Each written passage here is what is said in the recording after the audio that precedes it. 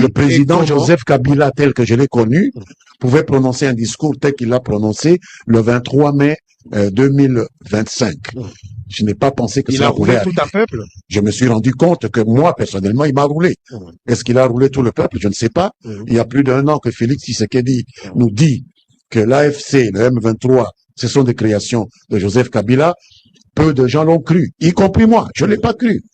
Mais c'est Joseph Kabila lui-même, dans son discours du 23 mai, c'est lui-même, à travers l'itinéraire qu'il a pris pour entrer au pays, en passant par le Rwanda, que lui et nous considérions comme le cercle, le centre de tous les maux dont souffre le Congo aujourd'hui, c'est lui qui a donné à notre crédulité l'occasion d'évoluer et de comprendre que Félix Tshisekedi avait raison de le présenter comme quelqu'un qui a des accointances avec tous les malheurs qui nous arrivaient.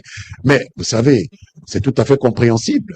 Un chef d'État comme Félix Tshisekedi dispose des canaux d'information que nous, les Congolais lambda, nous n'avons pas. Je peux être député, je n'ai pas les mêmes canaux d'information qu'un président de la République.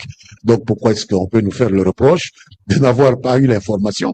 Lui, il a des gens qui sont payés et aujourd'hui, vous allez être convaincu. Au jour le jour. Aujourd'hui, vous allez être convaincu. C'est Joseph Kabila qui nous a convaincus par ses propos et par son comportement. Qu'est-ce que vous attendez des Kabila? Parce qu'aujourd'hui, vous dites que vous avez été littéralement roulé. Mais qu'est-ce que vous attendez des Kabila? Il vous a roulé en quoi? Qu'il fasse un monde honorable. Qu'il reconnaisse que les problèmes du Congo, ce n'est pas un problème congolo-congolais. Que les problèmes que le Congo affronte aujourd'hui, c'est une agression militaire du Rwanda. Une agression qui a commencé en 1996, du vivant de son père. Donc, qu'il reconnaisse cela, qu'il fasse un monde honorable et qu'il rentre à la maison. Qu'il rentre parler entre Congolais et qu'il laisse le gouvernement Tshisekedi régler le problème de l'agression extérieure que le Rwanda nous impose depuis 30 ans. Et Tshisekedi s'y prend très bien. Il ne faut pas lui mettre des bâtons dans les roues en venant faire le relais des discours prétextes, faire le relais des propos sophistes du régime de Paul Kagame. La nation est en détresse. Barnabé Kikaya a raison de le dire. La souveraineté est menacée. Il a tout autant raison. Mais ce qui manque dans cette analyse, c'est la cause. D'où vient la détresse de la nation congolaise aujourd'hui? D'où vient la menace à la souveraineté congolaise aujourd'hui? C'est d'un pays voisin. Awa napendisa mina esemo makasi biso awa Banyarwanda oyo nyonso tu baesperaki ke esengeli ke bazwa Congo basala balkanisation ekosimba lisusu mutu oyo ayako stoppe hémorragie ya balkanisation c'est Félix Antoine Tshisekedi Tshilombo. Puisque au moment où je vous parle, le président Tshisekedi a joué 3 cartes sur le terrain. Première carte États-Unis, deuxième carte Doha, troisième carte ici chez nous à République du Congo. Si c'est pourquoi on dit ma M23 va quoi na piège na Doha. Mwana moka va quoi na piège na Doha par rapport à Nîmes. Puisque bango bakendaki na intimidation yake lokola Doha kuna bako signer cesser le feu biso bako imposer biso to continuer à cesser le feu. Or les États-Unis d'Amérique batindi Blackwater kuna le FARDC à lobby biso awa tozo sala sur le recommandation ya commandant suprême qui est Fatime. Yango to moni kuna cesser le feu moyen va respecter cesser le feu et ça.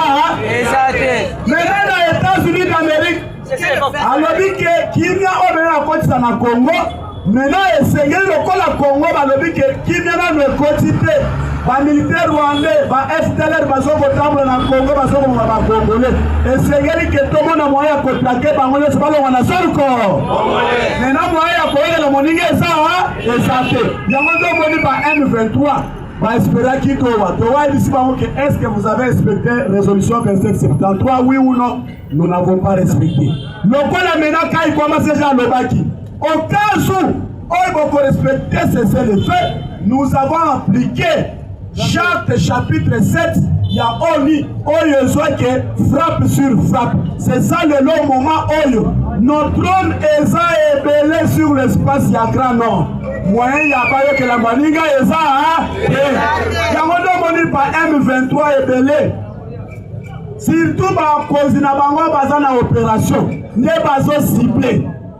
Et puis, puisqu'il y a un surtout les localités qui ont minéraux plus riches aux États-Unis, à Salaki déjà qui liste, il y a toutes les localités où ils ont minéraux et c'est qu'ils vont exploiter. Et puis toutes les localités où les Blackwater vont sur le terrain qui vont contrôler tout l'espace il y a minéraux stratégiques. Il y a un moment les FARDC vont cibler.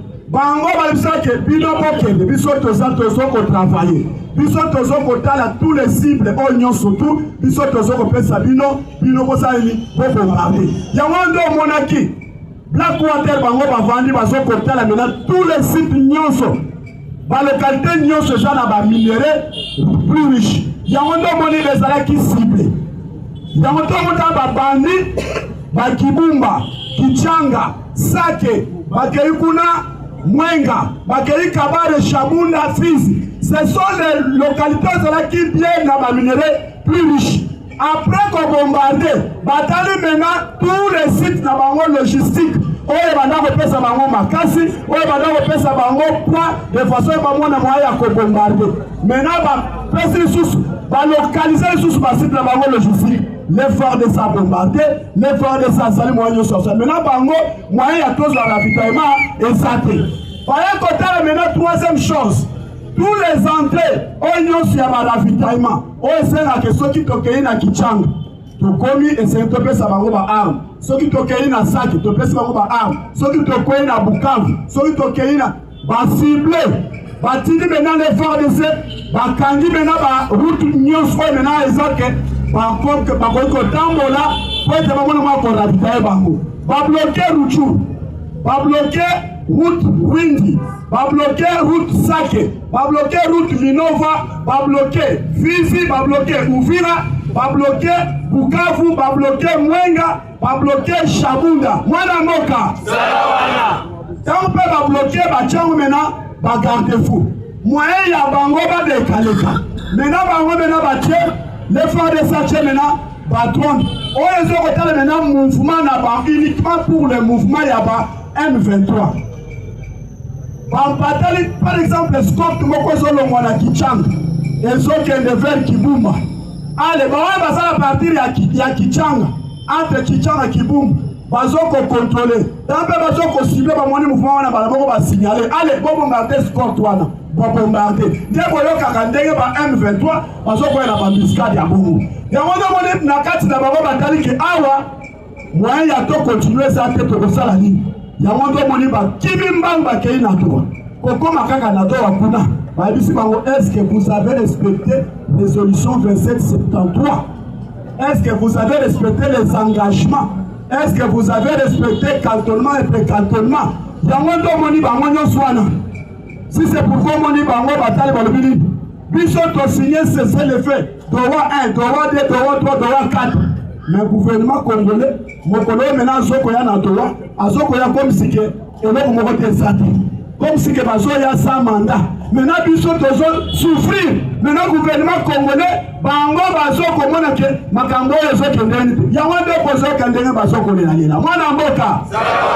Mais le je vous dis, l'effort que c'est. Bambadi maintenant qu'on cible maintenant le chargé des opérations. Bon, mon aki na Bukavu. Tant que l'effort de ces Haïti n'apporte tous les 4 portes d'entrée à Bukavu. Maintenant, Etikali maintenant porte un mot comme Banda Kolongwa de Kabare Calais pour porter à Bukavu. Il y avait un commandant des opérations à Bukavu. Oh, il y a un cible Makassi. Très têtu. Tant que les FARDC, Bawazaï Bazana a entré à Bukavu. Batinda qui est pas Makengo. Avec plusieurs militaires nasimanaye. Après Koyandera Yaki, Malamoko les drones. Il y a des Américains et ciblés, Malamoko. Batiki est à l'ongoué de Kabareti, à commis maintenant 100 mètres. ya entrée ya Goma. Kokota nde bakoti na biso ke bazalaki plus de 102 bango nyonso babombardé nde. Maintenant opération moi ya bazo sur opération ya Bukavu exact. Celui qui était numéro 1 ya opération ya Bukavu. Baba créé mokolo samedi. Et ça c'est un yango ndo moni maintenant bango bakize maintenant les FARDC azo exterminer biso. Les FARDC a bombardé plusieurs positions na biso. Yango ndo boloki maintenant mokolo samedi. Les FARDC a sali déclaration. Mwana mboka. Betana nous Sylvain qui maboko makasi. Sylvain qui vraiment les FARDC cette fois-ci a eu maintenant monopole, il y a qu'à contrôler tous les territoires nationaux de la RDC, a eu monopole, il y a qu'à contrôler toute l'intégrité, il y a territoire, il y a RDC. Par rapport à la déclaration, il y a Sylvain Ekenge. Et Pesa Kinga Pensa Makasi, et puis Pestina Bawazalendo Makasi. Mwana Mboka. Ekenge Lobinini, Azalaki na interview, va poser une question. Par M23 bazo akise bino pour bombarder plusieurs bastions, pour bombarder plusieurs logistiques na bango. Maintenant que yo ziklo et parce bango ni aibisi bango na pesa bango réponse. Réponse dans le bini et kenga lobi que nous ne sommes pas à l'église. Mwana moka. Alors nous ne sommes pas à l'église. C'est l'église qu'on dit que si on vous donne une claque sur la joue gauche, vous donnez à votre tour la joue droite. Nous ne pouvons pas éternellement assister à des attaques et des provocations sans réagir. Ils disent qu'on les a bombardés. C'est eux qui viennent nous provoquer. Et nous réagissons, on ne va pas les laisser faire. Et nous n'allons pas nous laisser faire. Soit on veut la paix, soit on veut la... Yango ndio ayo kwa encourager maintenant ba wazalendo. Ayo bisi bango. Mwana mboka. Ayo bisi bango. Bino ba wazalendo. Bon continuer kaka ndenge boso kende. Puisque ma beleza ya bino, ma beleza ya biso. Jamais tokoki kotolérer un Rwandais, un Munyamurwanda, un Ougandais, aya kwentrimde biso awa te. Tozo encourager bino, tozana bino, et puis tokokende, et puis récupérer toutes les localités. Onyo Sezalaki, na maboko ya M23, et secteur récupérer nyonso ande. Petre pas de ça maboko makasi. Yamondo moni mokolo alelo. Baye kotala ke awa mutu oyo banda ko pesa FARDC makasi nani Burundi. Lelo mena Burundi basangeli pa Uganda, Rwanda pour badetailler. Maintenant Burundi bien lobi oya ngai pe na za prêt soki bolobi ke lelo na ko éclater kakane. Lelo na za pe mobali. Puisque bango bazalaki Nake, bamona moyen à contrôler 3 territoires ya Sud Kivu, Fizi, Kabale, Shabunda na Mwenga. C'était mais pas contre la Bamouan. Maintenant dans Nord Kivu, Uganda espérait pas contrôler Ruchuru, Nyiragongo na Beni, territoire ya Beni. Maintenant armée Ouganda, armée Burundi a taliqué. Et ce qui est signé par partenariat avec la RDC, et ce qui est tout que la partenariat wana puisque comme Mokolomoko, Batouana, Baoki pour attaquer Ngai.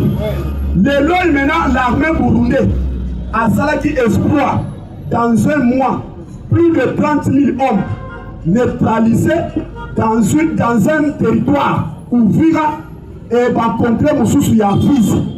Yaondo moni Kandawana, parmi 30 000 hommes, il y avait le Soukandé. Mwana Moka, Yaondo moni ba Ougandais basilika ki makasi, a commis contre Ndashimi.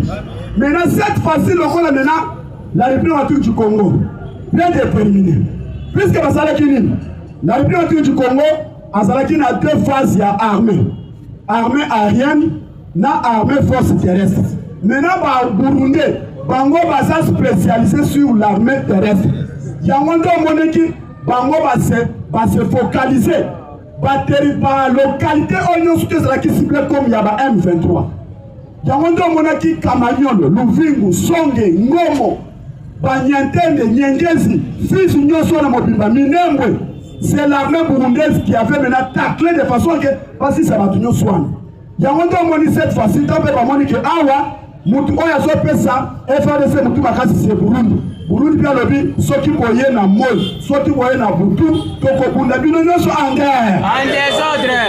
Maintenant les loyo Kabila na Kagame ba moni sur le terrain ba so kokate. Kabila bengi si batunaye na Nairobi a financé plus de 12 milliards.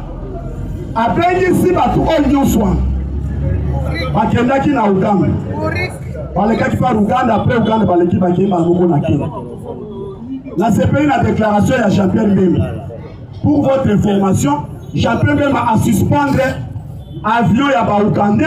Cette fois-ci, et banda kosa sous course na République du Congo. Tout ce nouvel ordre. Puisque armée ou avion ba Uganda ezalaki bango awa.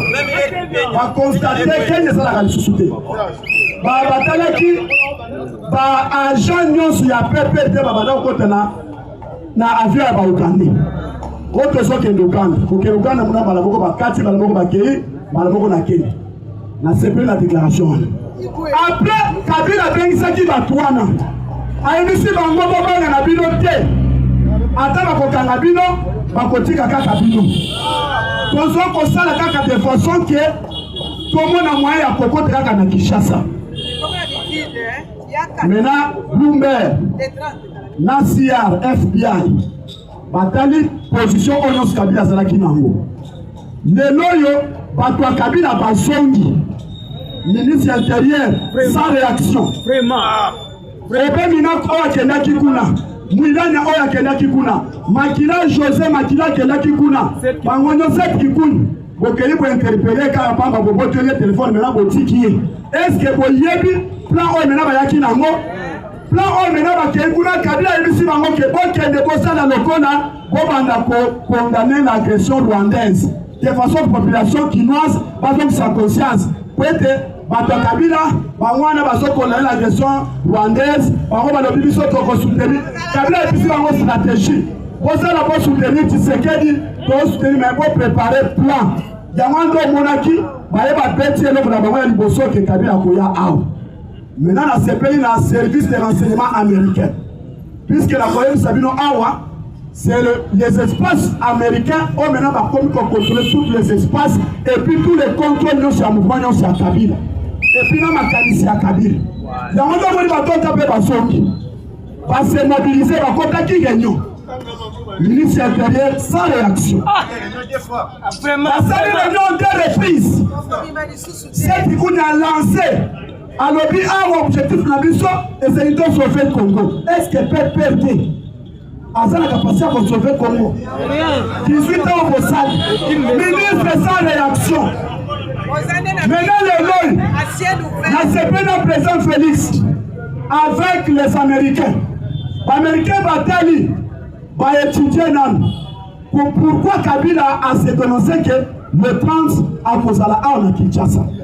Il y a quelque chose qui se prépare. Oui, c'est quelque chose qui se prépare. Puisque Mokola Samni, l'objet n'a se plaît qui m'acasse. Puisque on peut se Kabila, Makasi et Aya.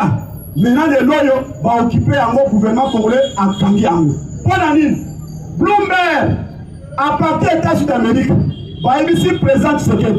Nakatia Kingakati, il y a quelques caves, plusieurs munitions cachées. Attends maintenant, attends bâtir ma période de l'Ibakomona Yangote. Yango Banda Kolo Kananga Banda Koloba. Si les FARDC vous allez la respecter, c'est le fait que nous continuons pour aller jusqu'à Kinshasa. Parce qu'il y a une assurance. Et puis, quand on compte maintenant sur l'historique, il y a ici présent ce qu'il Zonga en 1996. Tant que Afdel bakota qui na parti à Kenya. Kabila asabansaki d'ailleurs na kati ya Kingakati. Mwana mboka. On a fait ça nous ça fait. Kabila Hippolyte asabansaki déjà na Kingakati.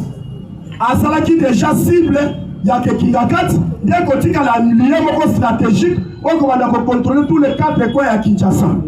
Maintenant, mon collègue samedi, président Tshisekedi a délégué de Niap, a délégué SIA, a délégué plusieurs services de renseignement, a délégué la Black Water, Basa Awana, Kinshasa, a délégué na Kingakati. Na minute président Tshisekedi a publié décret moko à l'objet base arrière y a américain Black Water, ce sera la Kingaka.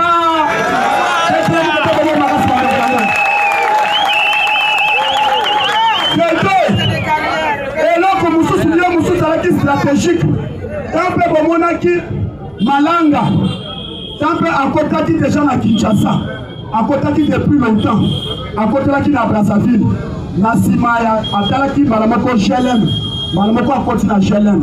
Avant la GLM. Na minute où gouvernement congolais, par une sous-sous, force armée, il y a FRDC.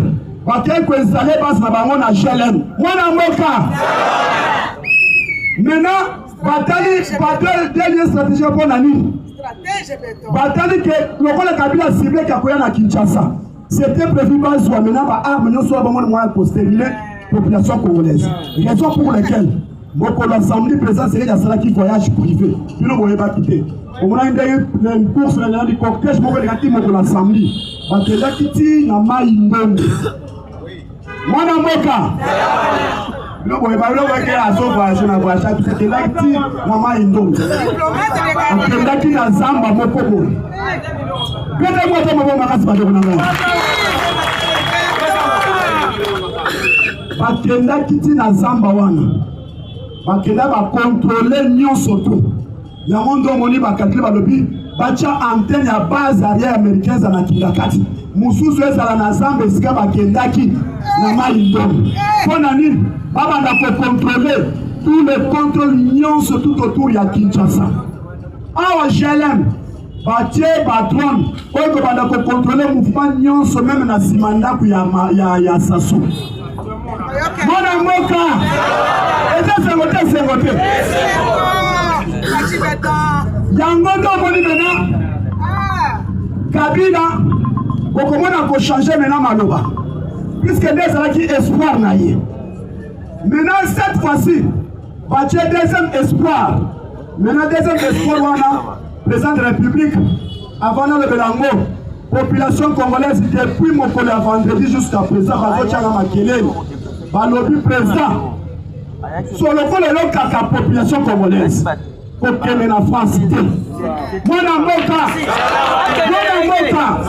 on a fait ça vrai. Jusqu'à présent, Bazo Pesaka a toujours ma révélation. Président Kokende de France, France a une leçon, il y a copain Zabi qui vient à Congo.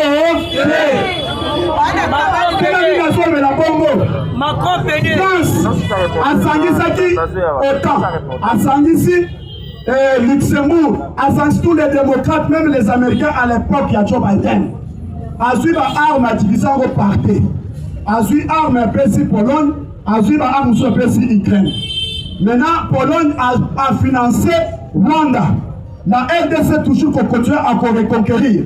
Tant que Pologne, pour destituer, maintenant Ukraine, a continué à trône partout à l'espace, il y a sud, il y a grand nord. A-t-il un instructeur, un instigateur naïe. C'est là maintenant la Russie. Nous avons dénoncé. Pourquoi Biso Kuna na États-Unis Poutine a le Trump a le dit, il a Ukraine et Kana. Pourquoi l'Ukraine est derrière Rwanda? Pourquoi l'Ukraine doit capturer plusieurs drones Ukraine et puis doit capturer les sous instigateurs na sol congolais? Va capturer. Maintenant, tant que Balandeli, Zoka, Moutou Ezaki à la base, c'est la France. Les lois de France. À la conférence soutien de la paix. Est-ce que France, bande konanga na toza bino ao? Est-ce que France a la capacité à soutenir qui vient à Congo? Et ça mascara.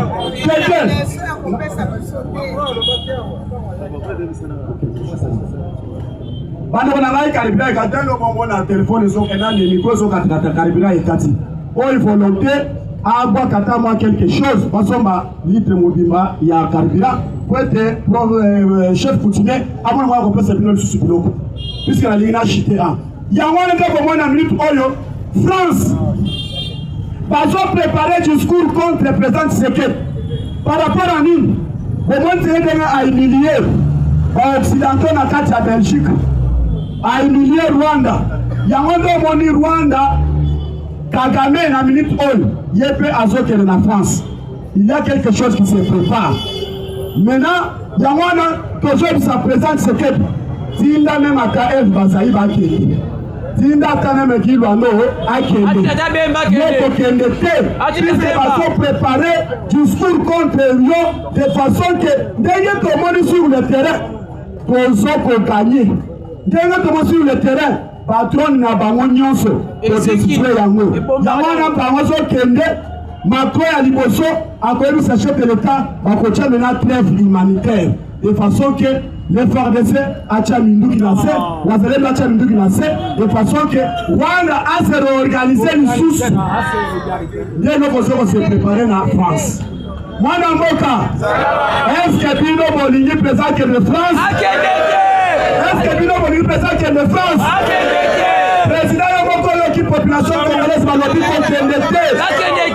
Et puis de deux, Madame Tolonga nous la francophonie.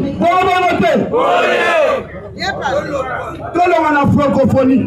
Je me souviens mon colo Macron a yaki aou. Macron a lobby à ne pas espérer que les communautés internationales doivent vous intervenir. Et Sengeli Bomi soit maintenant en charge. Le loyo Macron a sauvé sa Congo pour à soutenir le Kenya. Par rapport à quoi? Oza lokola oso chabiso musapina misu. Oza buso bakota vota biso. Oh, papa tenga na baki. Mokolo mena ko so pouvoir. Yo France kota la biso na fenêtre. Et koko manini biso to kende pour que le ko humilier notre champion na biso par rapport à ndenge to so ko récupérer bango na biso. Mwana mboka. Pona chute.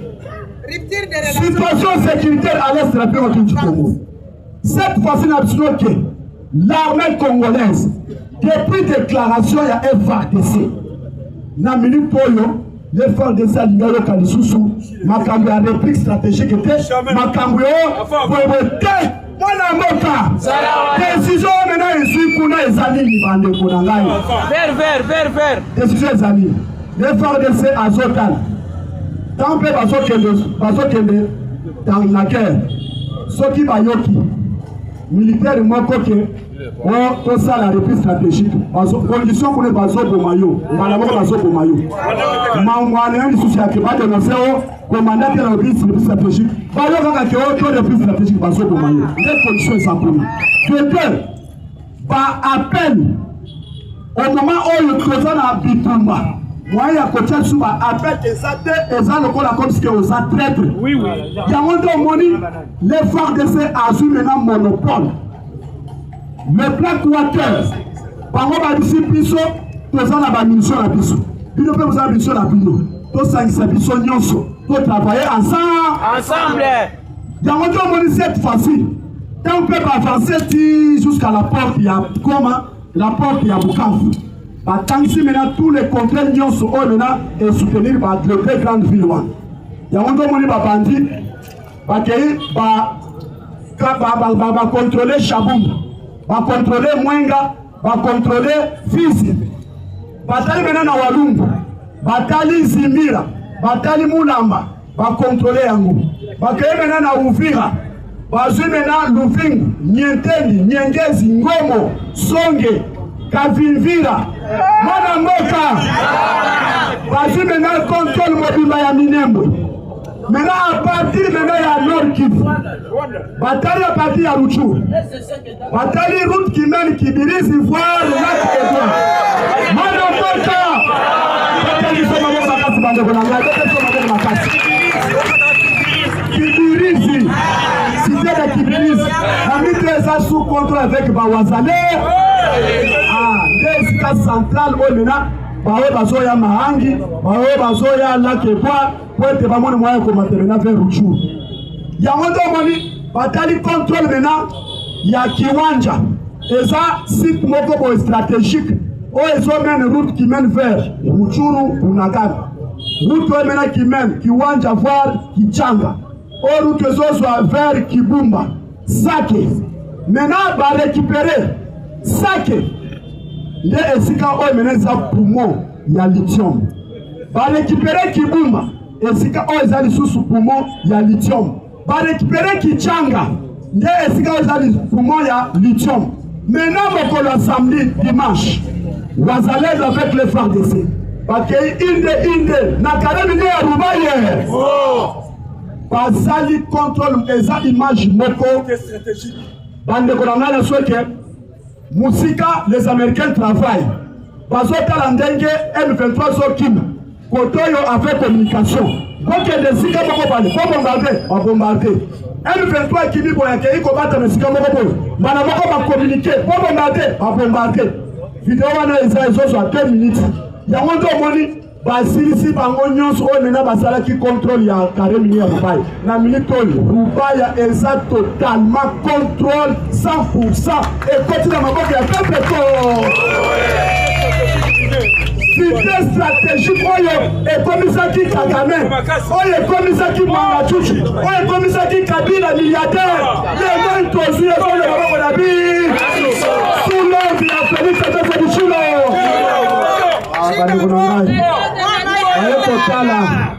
Et si on minéré maintenant, et d'autres à chaque minute, l'Iragon. La minute l'Iragon contrôle Mobimba. Et ils ont une maboka FARD. Bakiti, parce que maintenant, Bamoka ou Menezalaki, 2 km na Goma, 3 km na Goma. Bakanyarushia, Balushembere, Bakoti na Mucha, Bakei Kibumba, Basali contrôle Nyon. Yawanda usomona Banyarwanda wana, Bazoko Kima, Bazoke de Rwanda, na Moi, Bazoko Zonga, na Mbabitu Kamoko Boyoteli, Mutuka Oyo, Mutuka Oyo, Rebilat, et ça, les côté. Zoka Bangoba Zanaka, Mena Balingeli Bangobu. Puisque, Natongo, moi je veux pas. 4 avions, marque américain, ils ont ciblé, ils ont circulé dans l'espace aérien, il y a Goma. C'est-à-dire que, bah, tu commences à cible, moko na kati ya Goma. Balingi ba bombarder cible moko, boko kalelo na moya lelo. Puisque, depuis hier, bakota kina commune ya Karisimbi, Ndosho, bakomi na Mugunga, bakoti na Isoke, bakoti na plusieurs quartiers à Goma. On va se sentir que on a garde-fou na kati ya Goma. C'est-à-dire, la minute Oyo, depuis ma ciblé plusieurs opérations na Bango, va constater 3 semaines, on a Willy Ngoma. C'est l'objet na yoko yoka 6 mois. Après si communiqué, pour la disparition de Willy Ngoma, va constater Willy Ngoma somona na te. Comme si que Willy Ngoma a l'écaki na ba bombardement o esalamaki tout autour ya ville ya Goma. Mwana mboka Nobi va bombarder lisusu oyo azalaki ya bandako soit contrôle ya Kichanga puisque nde pour moi ya lithium evandi wana to rappelle ba récupérer cité mobimba ya Kichanga. Merci beaucoup bandeko na ngai na suki awa na edike makambo soki le kitoko pona numéro ya téléphone 09 94 98 04 40. Je dis et vous remercie.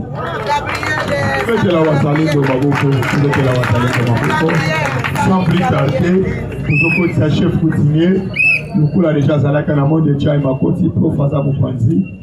Nous avons ici chef coutumier. On va encourager chef coutumier na Maboko. Nous avons la chef coutumier na Maboko. Comment est-ce Maboko? Le prince vivant. Bonjour à tous. Bonjour. Okendepena na mozindo pour que toyeba explication ya makambango ezani nini lelo oyo Macron azolela toujours azala médiateur na kosonga muke sima. Macron aya awa na mboka na biso abwaka bale epa ya Fachi Beto ke makambu na bino moko bokosilisa ya yango. Macron accueilli na Assemblée Générale 80e Assemblée Générale à Nations Unies. Macron a lobby pour un discours na ye.